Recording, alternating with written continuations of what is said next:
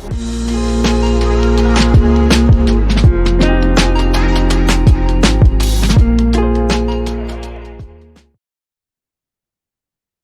we go. Sorry about that. It's just important with a goal to let everybody know who you're doing. And then with personalities, when you're reading somebody an appointment, if they're really not the kind of person that's responding well to you talking about goals and getting to know us, they're sort of somebody that just wants to move on and get more granular and they want to talk about the info and the numbers. This kind of stuff you do have to read and just skip through. Like, all right, I'll let you read that on your own time if you'd like. I'm not going to sit and read each paragraph with every single person. I'm going to read their reaction and how they feel about what I'm saying. The next thing in our listing presentation that we go into is the process of selling the home, make it clear with whoever we're working with, our intentions and the process. So it's a little goofy. It actually, is this camera gonna follow me? It goes across, so goes from here to here to here, like zigzag. So it's a little sideways. But we talk about the process selling the home. So the initial meeting, the walkthrough and needs analysis, that's what we're doing before the listing presentation. So we're going to talk to that person, get to know them, get to know their needs, why they're selling, their motivation for selling, their timeline for selling, what could make the process easier or better, all that. And then after we do that initial meetings walkthrough, we're going to sign the listing agreement. That's something I'm going to talk about next. Contracts have changed, so it's a whole new world. Stuff we got to learn. But I like to do that at this listing presentation. You want to get the contract signed, get the house locked up. Later in the packet, we talk about how we prepare properties to sell. We talk about how we're going to officially list your property, launch your marketing, show your house, hold an open house. I mean, and this is the process that is used to sell a home successfully. So there's really no trick to it. It's just what we do and what we make sure our clients know we're going to do. We give them an information sheet on what to expect when we list the home. Once we go live with the house, what are we gonna do? Open houses, everybody knows open houses are fantastic. They're a great way as a listing agent, one, to market new listings, but also achieve new buyers and get a bigger buyer pool. So open houses, definitely the best tactic. It's the way to get most people in the house. You can drive up the value of a home by having a successful open house. The yard sign, we're gonna put a nice sign in the yard. Everybody should have access to signs if you're a licensed agent. The KW Marquee office has them. We have our own specially made with our big faces on them because that's just how we do it. So, but we do advertise. We will put a sign in the yard. We go later in our listing presentation and talk about why we do that. How many people are attracted to a house because there's a sign in the front yard. Internet exposure, that's a big one. It's growing, it's changing. How we use the internet to sell and buy houses. Obviously Zillow, homes.com, realtor.com, they have a big grasp and claim on the local area and the way that the market's done. On top of that, we advertise our social media use. So internet exposure, social media, they're going to be two of the same. And so we really harp on social media being a big platform. So we're gonna get that house on Facebook and we're gonna get it shared and we're gonna create a good market around. I'm gonna close this door real fast.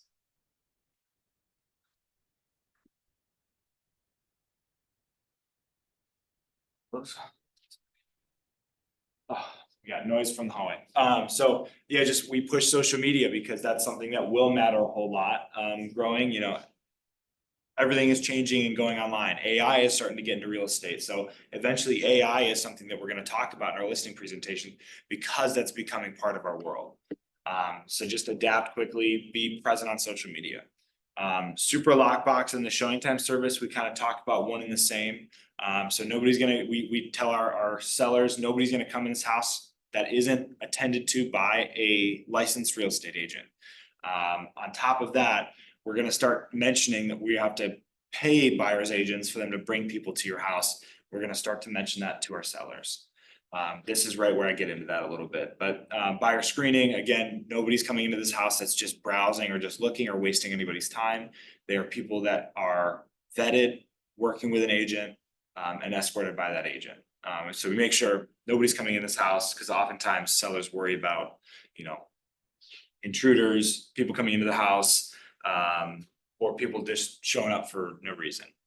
Our team, so we introduce our sellers to our team. So I'm on a real estate team. Again, if you're a solo agent working by yourself, you won't have a team. It'll just be, here's me, here's who I am. We advertise our team. We've actually had some changes. So Zach is no longer on our team, so we got to get this switched up. But we show our team leader. So Caleb Davis, he's the team leader of Home Team Realty Group. Allie Sweet, she's our director of operations, and we got Logan, who's actually now the director of sales, and then I am the director of training. So I'll be in here, but here I am down here. So we show our retail agents. So these are all agents on Home Team. So we like to show people one thing that we're advertising because we are on a team. We are going to advertise that not only when you hire me, you're also going to be getting direct access to the clients of all of these agents on our team. And that's something that if you're a solo agent going out, you can advertise like, well, I'm going to be listing your house, sure, but I have access to all of these agents, and you can talk about the market center and how many people are in Facebook groups that you're in and can have direct access to clients for. So that's always something that we advertise, how many clients, how many buyers I have access to help sell your home successfully. We have a transaction manager. Her name's Bailey. She is also, hireable by anybody. So this is where we introduce Bailey. We do charge a transaction fee to our sellers. And so this is where we start to talk about the value the transaction manager provides. Often everyone just calls them transaction coordinators. We tell our clients as a transaction manager, makes her sound a bit more official in a way, or just a little bit more important to the transaction. Not that she's not important, she does everything, she's fantastic.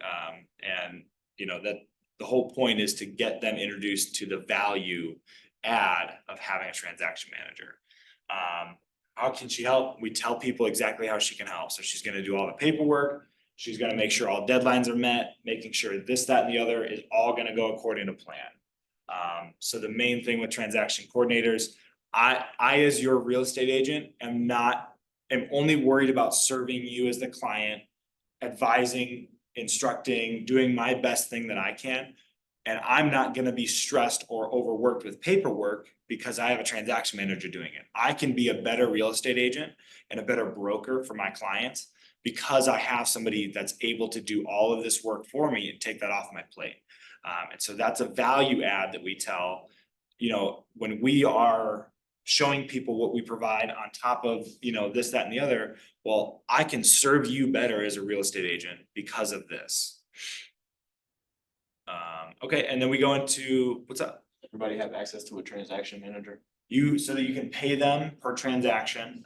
So the team pays for it ourselves, and we actually bill our clients a transaction fee, and we pay that directly to her.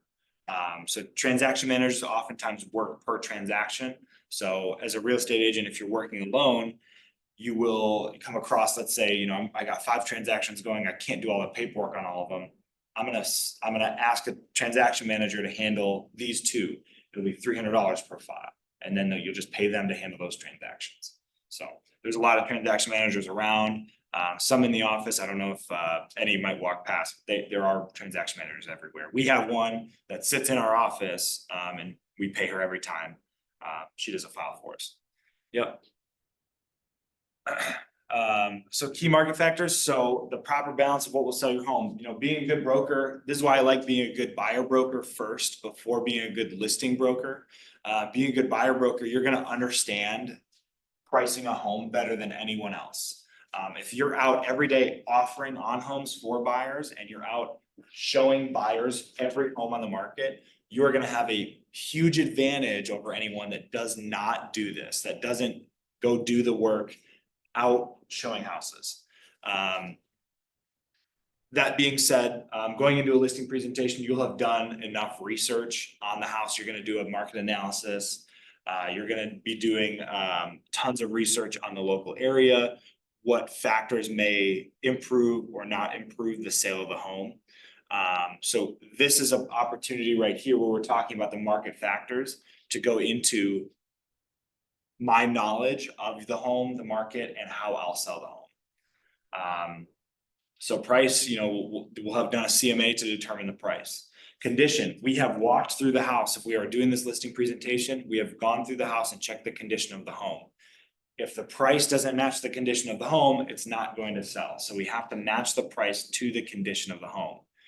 We talk about oftentimes people make decisions based on emotion first.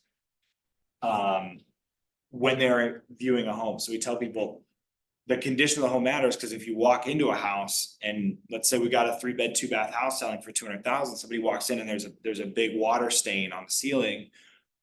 Well, the condition isn't that of a $200,000 house. So we are automatically going to be deterring buyers to that home on that first impression, the emotion that comes with buying a home. So we always talk about the condition matters a whole lot in the pricing, even if it's just cosmetic. Competition, that is a huge market factor, because selling your home at a different time can change the sale price and the marketing of the home. So competition right now, the market's reading really neutral. Nobody really has upper hand, buyers and sellers. So competition wise, there's no real way to read it. If we list the house at the right price, we'll get a buyer. If we list it at the wrong price, because the market is neutral, we are gonna sit on market, unfortunately. You know, there are sellers markets where you really can't do anything wrong. You can list the house for whatever you want. You're gonna get the right price and a high price for the house. Or there's buyers markets where you really gotta lower your price to get it right. And so we talk about competition, and that's why being a good buyer agent matters a lot, because you're going to know how to read the competition of the market. When I'm offering as a buyer's agent on 3 houses a week, and I'm getting calls from listing agents saying, you got beat out by 2 other offers. Oh, we actually got 5 offers on the house. I know that the market's hot, and I can tell my sellers, like, oh, I just offered on a house in this price range, and it had 5 offers on it. I know for sure that we're gonna get this done quickly for you. And so knowing the market and the competition matters. Timing of the market. We all know that the market hits a slow season, right? In the winter, nobody's buying and selling over that winter period. So we really tell our sellers, if I've got a client that's trusting me with the sale of their home and they aren't pushed by a timeline, I'm not going to tell them to list their home as soon as possible in September. If they can wait, I'm gonna tell them to wait till April. You know, I'm gonna tell them to wait until the next warm market so that we can drive the price of their home. So timing does matter. School coming in and out of session, you know, that one matters a lot. That's the one that we're talking about now, because school's about to start back up. So we're getting those buyer clients that are scrambling to get into their home and get it going. And so knowing the timing really matters. Location, obviously that matters a lot. Zip codes and school districts, you know, keep that in mind. That will go into the pricing. And then the term, you know, the term we like to say is are you gonna authorize us to sell your home how we need to sell it? Are you gonna be restrictive as a client or as a seller and restrict what we can do, or are you gonna let us do what we need to do to sell your home? Then we like to talk about where people actually find their home. So this is what we talked about earlier when we're going to the yard sign. You know, 9% of people still see or want to view a house based on the yard sign. So that's why we do still do that. Open houses are also a big traffic driver in that category. And then the big ones that we push, we always talk about online. Our presence online is unmatched. I stay posting on TikTok. I don't want anyone to follow me on TikTok, but I post on TikTok because I have an online presence for my clients, because I want to be able to advertise that to my clients. And then real estate agents, we advertise heavily that we have agents ready with buyer clients to bring to your home. So, you know, I just went on a listing presentation yesterday. He's gonna list his house at 245 or 250. We're still deciding where we wanna list at. And one of the big value adds I could provide is I was able to name on the spot 5 clients of mine in that price range. I doubt they're gonna like his house because it's, you know, it's a little older and needs some work. But you know, having the ability to say, I've got agents specifically with these clients ready to go, it's a big value add, and that's where people find houses a third of the time. And then down here, you know, we talk a little bit, friends and family, builder's agent, they know the seller, or print advertising. Those are pretty rare ways of finding a buyer or seller. So pricing matters the most. We can talk all we want about the current market competition or the speed of the current market, but what's gonna matter most is how we price the house. one of the pricing tactics that we use is we find the market value of the home, so we find that neutral market value. And then what we like to do is tell our sellers, when we're at market value, we are only showing about 60% of the market your home. Because what happens when people are searching on, let's say Zillow, for example, if I'm pre-approved for $240,000. That buyer is not shopping at $240,000 because they've told, their loan officer has told them, you need to shop at 225 in order to make a move, because you're gonna have the closing costs and any costs, let's say we don't qualify certain things, something changes with your finances, they always tell you to shop down a little bit. So if we can get more people qualified in a buyer pool, even if they're not gonna really have a shot at the home, if we can get more qualified buyers in that home, what's it gonna do? It's gonna drive the economy around that house upward. So what we like to tell our sellers is what we like to do. We're gonna find your market value, but what we're gonna do after that is we're actually gonna price your house about 10% lower. With that price drop, we are gonna include a ton more buyers that are now available to make a move for your home. We're gonna have a big open house. We're gonna have tons of saves on Zillow. We're gonna have a bunch of showing appointments. We're gonna be getting tons of phone calls. And to other buyers, that makes you a little nervous that you're gonna miss out on this great opportunity for a house. That's what happens in those hot markets. That's why we get big cash offers way over ask price, is because there's a economy around the house, which is, I need this house. There are other people that want it, therefore I need it more. And so we say we include about 75% of the buyer pool if we just price drop 10%. And if we can get a seller to go down 15% below market value, even though it may feel scary to list a $200,000 house at $180,000, that may be super scary for some people and not right in every situation. But results will always show, and they'll continue to show, that when we undervalue a house or we underlist a house, we get over the market value we would have gotten if we had just listed at market value.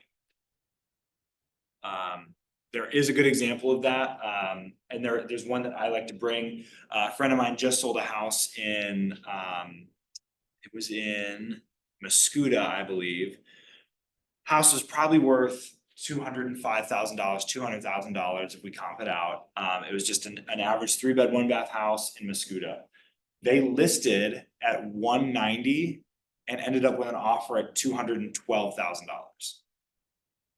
They could have just listed at 205, they probably would have gotten maybe 200. I doubt they would have gotten their list price, but because they created an environment and a economy around the house that was anxious with lots of people, it really does drive that price up. Photography and staging. As a real estate agent, you need to offer these services. We cannot get by with telling people they need to figure out their own photography or staging. I doubt people figure out their own staging, and staging is a rare situation. It's not something that we advertise all the time. It's not right for everybody. It's an expensive thing to do, and it's really for those luxury listings. But we do advertise professional photography. I, as the agent, take on the cost of photography for my clients. I don't make them pay for it by way of the transaction, because in reality, as a seller's agent, you're getting a pretty nice commission for selling a house. And what is it to then include a probably $300 photographer? Like, I will take care of that charge so that you don't feel like I'm nickel and diming you. So that's something we advertise to our people. We are gonna get a photographer in here that's gonna take wonderful, beautiful pictures. We'll post them all everywhere and you won't see any extra charge for it. But make sure your sellers know that this is something you're providing. And then we tell them what to expect after we list. So what can you expect from me? You can expect quick responsiveness. You know, if I can't get to the phone on an urgent question you have, or if you're nervous about something, how am I gonna respond to you? Well, I have team members and I'm always available, but if I'm not, I have all these people that are able to it. So I have a contingency plan so that my sellers understand I'm gonna take care of them. Skilled negotiating, history and proven history of transactions shows that we are skilled negotiators. Having the stats to back up the work you've done. is really the best way to show that you're a skilled negotiator. You know, it is tough to just tell somebody like, I promise I'm good, and then not have anything to really back it up. And so being confident, when talking about your negotiating skills really matters. Updates on the market, weekly, monthly reports. We tell people if your house hasn't sold in 7 days, I'm gonna be back out to the house with you. I'm gonna do another market analysis. I'm gonna recheck my numbers to make sure everything's right, as well as I'm gonna give you updates on the market. Like, ooh, you know, we thought it was gonna be a hot market when we listed this house. Turns out it really cooled down, and we missed our opportunity. Let's lower the price, and I'm gonna update you on my thoughts. And then online activity monitoring, we're gonna tell you the Zillow likes, we're gonna tell you the Zillow views, the homes.com likes, how many showings we have, how many people are liking and sharing the pictures online, video walkthroughs, you know, did we have a TikTok do successful? We're gonna give you all the online activity and let you know how we're doing. And so here we have a last page. I don't like to spend too much time on this page when I'm with my sellers. But I do show them, you know, hey, an average solo agent selling about 5 to 6 houses a year. Us on Home Team, cumulative, you know, we sold 150 plus. We expect to do more this year. List to sales price as well, you know, average is about 91%. The Home Team average for list to sales price is 98%. That matters a lot to our sellers. Like, hey, if we listed a price 98% of the time, we're getting that or above that price. Just that rare 2% of the time, you know, we've got a lot of like land listings and things that, you know, renovated houses that don't sell. And so, you know, that those numbers do get skewed by that. Where'd you get that stat about solo agents? I think Maris reports it. You'd have to ask Allie. I was just checking. Yeah, it's not just a number we made up. Allie got the stat off Maris. I know you don't sell 5 houses a year. I sell a little bit more. A couple more.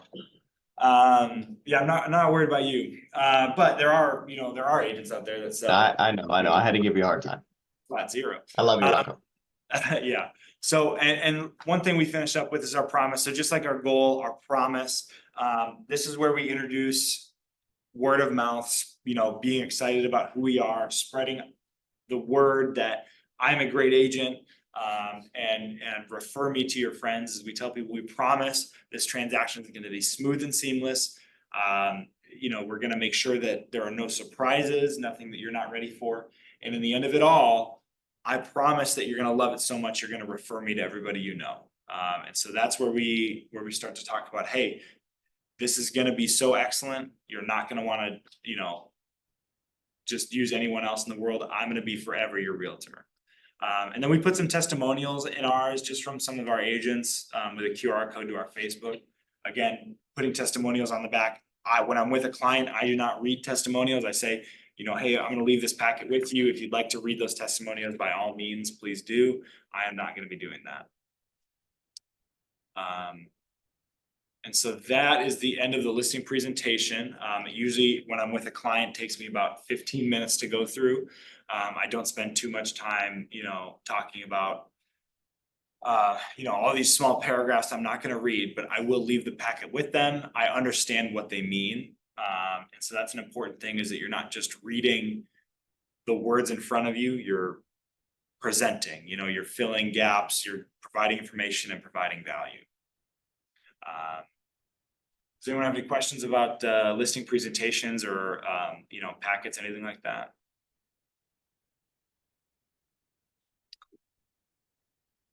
Confused? No. You good? Good.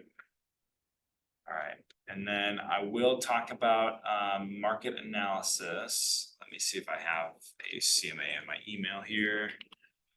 So a CMA is also something that we bring to our listing presentations. So here's one that this is my wife Valerie. I put it together for her. For a house up in Holiday Shores. So CMA, this is something we make, you can make on Maris, on the Maris website. But we bring these to our packets as we try to nail down the purchase price or sales price of a house.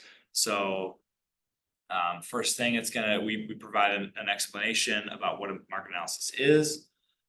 Portrait report. So the portrait report is gonna have all the details of the home lined out. So houses that are active under contract, closed and expired, all the comparables that we were able to find. I'm not in this class gonna go into how to make this analysis, but I will talk about how to read it. So you see the closed properties in the middle, the list of sale price, the price per square foot, and those are the things we use to price people's houses. The house that I'm comping is a 3-bed, 2-bath house between 14 and 1,800 square feet. So I know based on this market analysis, sales price per square foot for houses in that range, in that area are right in here. And so I'll be using these to then price out the house that we're looking at. So again, here's the summary of comparable listings. It's gonna have all the contract dates, the days on market. And then I do a little map, so this is made automatically. The house that we're comping is over here in this area, but all these houses around are comparable. They're in the same area, same tax, school districts and everything like that. And that's sold in the last 365 days. You'll see one of those houses hasn't sold yet, but from the looks of it, every house is selling for more than what it's listed for. So agents are probably doing that tactic of undervaluing a house 5 or 10%, listing it, and then getting over ask price on these houses. So that's something we can tell. Pricing recommendations. I just added a pricing recommendation based on those comps, 3-bed, 2-bath, between 14 and 1,800 square feet. I think your house will sell for $290 to $315. Again, that depends on interior finishes. So when we're at our listing presentation, they're walking us through the house. We are going to be kind of gauging and reading like, okay, well, it needs a new HVAC system. It's probably not worth $315,000 because that would be if the interior finishes were perfect, and so those are things that we're gonna have to read at the house, but we had a little pricing recommendation in there. So that's what a market analysis, just a quick market analysis looks like. That one's not big on the information, but it is something that I can bring out at my listing presentation and show somebody, here's how I got to the price I've determined your house is worth. So that is mostly it for listing presentation. We are obviously super early. Any questions on that? Anyone need more information? Want to dive in anything more? Okay, cool. I just burnt my tongue. That was hot. And then let me think if I can talk about anything else.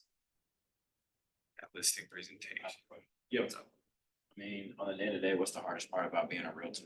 That's a good question. So being a real estate agent, you kind of have to make your own work, right? Like I came from a job where I was working 9 to 5 and all my tasks were assigned by a boss.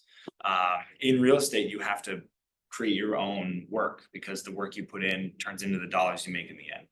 So the hardest thing that I found is knowing what is valuable work first, and not just work that is getting me by or whatnot. So understanding the just knowing what tasks to really specialize my time for, and we push something called time blocking. So you can kind of look on the screen here. I want to move these. Hold on. We always make sure our calendar. So here's my calendar for the day. I keep my calendar very clear and intentional on what I'm doing for my day. So, here I am teaching the class with you here. We've got a class in the afternoon, and then I'm going to be headed to a house to actually do a listing presentation in Granite City. So I have that in my calendar. So it's being very intentional with your time and with your day, and being very clear and organized on how you're going to be successful that day. Most days, days like yesterday, lead generation, that's one of those big things is you need to spend 2 hours a day generating leads for things like presenting listings or for buyers mostly. Working with buyers is where the root of your knowledge is going to come from, and the root of your skills really. So yeah, I mean, does that answer your question? Like kind of finding what to do day to day? Yeah. So but yeah, like being on a team is a little different than being a solo agent. Being a solo agent and not, the team that I'm on, we provide leads to our agents. So we, your phone rings and it's just somebody looking to buy a house. And you gotta, work that lead and turn them into a client and then that client into a buyer or seller. And so that's another piece of it, being on a team, I have a bit of an advantage where I, can sometimes just pick up the phone and work a client. Where other agents, you've got to be intentional. And I still am intentional on lead generating for clients that aren't just ringing your phone. So, Were you on a team from the start or did you do it by yourself at first? yeah, I've been on teams since I started real estate. Caleb, the team leader, Caleb Davis, he's my best friend. I knew him before I joined real estate. So he told me, he was like, hey, you gotta join my team. I'll teach you everything. So I did. Yeah, it was good for me. Being on a team is great. You do pay splits to the team, so there's a trade-off. The team is going to provide you leads and clients and training, but there is a team split you got to pay into the team. That's the difference between those things. Being a solo agent, you're 100% dependent on what you can create and generate. Being on a team, we're going to make sure that we provide you the tools to succeed, but it costs. So, yeah. Any questions? Any other questions you got? Cool. Well, that's all I got for listing presentation. We will come back on at what's the second class time? Let me make sure I have it right. We will come back on at 10:30 for listing agreements and disclosures. So this class here, we're going to talk more on the contract. So